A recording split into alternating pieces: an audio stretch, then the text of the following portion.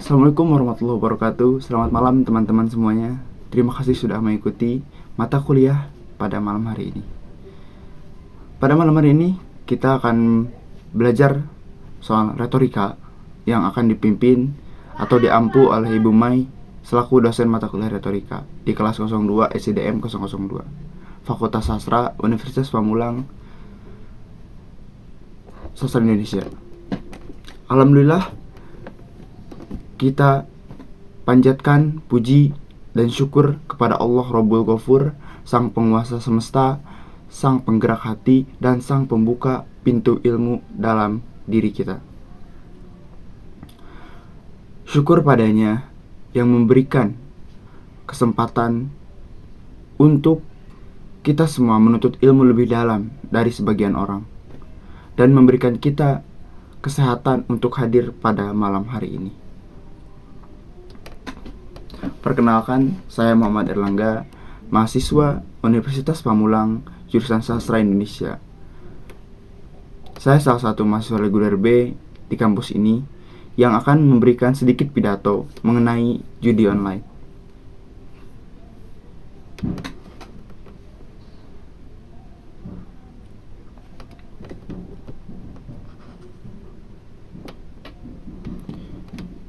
Judi online akhir-akhir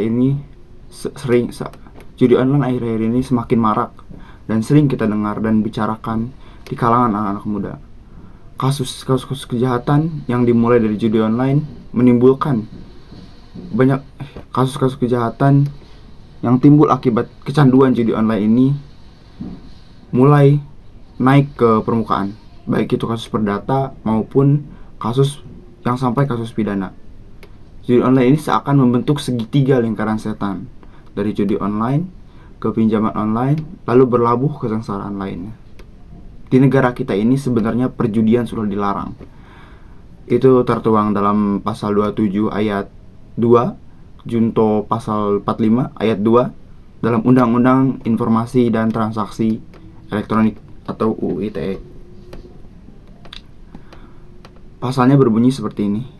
Pihak yang secara sengaja mendistribusikan atau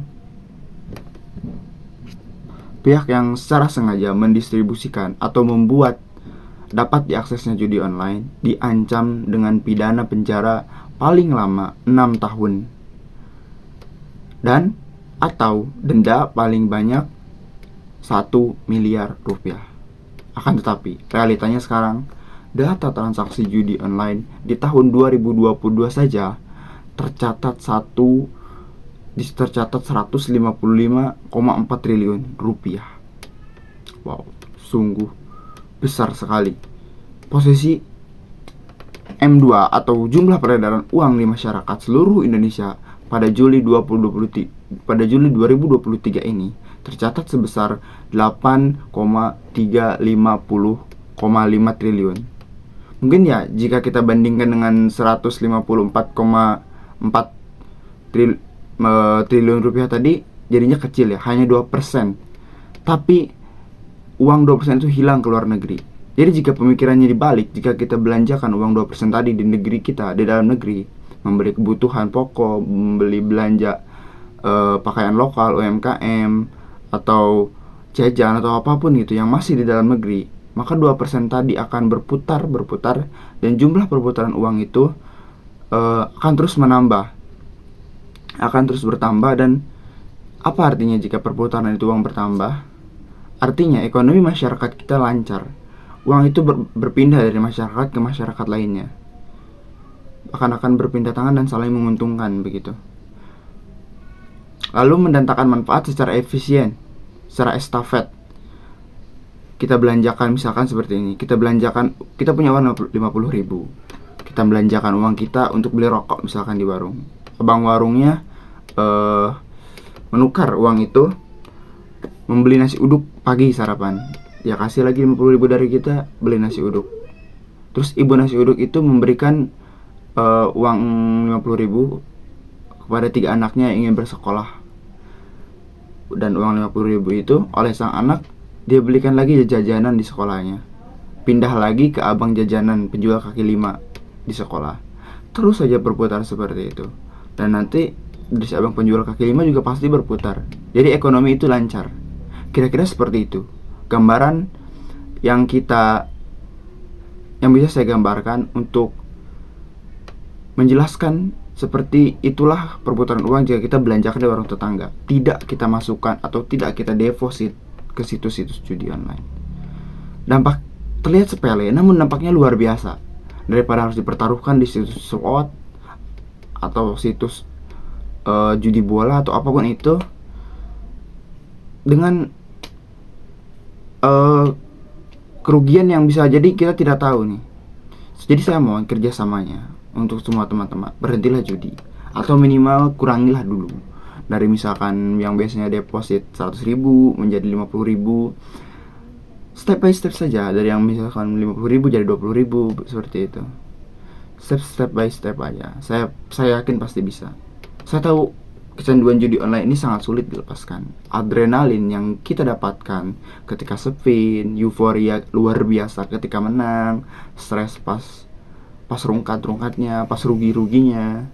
Tapi itu semua sengaja diciptakan oleh bandar agar kita mengalami naik turunnya perasaan dan menghasilkan dopamin yang menyebabkan kita kecanduan. Bandar tahu bagaimana psikologi kita bermain, bagaimana psikologi kita bekerja. Dibuat stres karena kalah tipis-tipis berkali-kali, dibuat deg-degan dengan jackpot yang terus aja lewat. Biasanya jackpot yang lewat tuh jackpot lewat tapi nggak dapet, jackpot lewat doang. Terus kita dikasih menang nih 1-2 kali, setelah belasan kali kita kalah dan kita happy lagi. Terus kita mencobanya lagi dan kalah lagi dan kalah banyak lagi dan dikasih menang lagi sekali, terus kita happy lagi, gitu aja terus. Jadi setelah kita tahu nih permainan mereka, pertanyaannya, apakah kita tetap mau mempermainkan permainan itu? Jawaban itu ada pada diri kalian sendiri. Baik, mungkin itu saja yang bisa saya sampaikan pada malam hari ini. Saya harap setelah kalian mengetahui fakta dan manfaat di atas yang saya jelaskan tadi, yang saya paparkan tadi, mudah-mudahan menjadi bahan pertimbangan untuk kalian. Untuk kalian mulai sedikit-sedikit menjauhi judi online, mengurangi judi online. Karena saya tahu setidaknya di kelas ini pun ada yang bermain judi online. Beberapa masih saya suka lihat dengan HP-HP mereka, dengan tundukan-tundukan mereka yang khas. Mungkin itu saja yang bisa saya sampaikan, mungkin itu saja yang bisa saya paparkan. Terima kasih kepada teman-teman yang sudah bersedia mendengarkan, dan saya mohon maaf bila ada kesalahan kata-kata ataupun kesalahan tingkah laku yang saya lakukan dalam pembicaraan tadi. Terima kasih, saya Muhammad Erlangga dari kelas SIDM 002 Fakultas Sastra Indonesia, jurusan Sastra Indonesia di Pamulang. Assalamualaikum warahmatullahi wabarakatuh.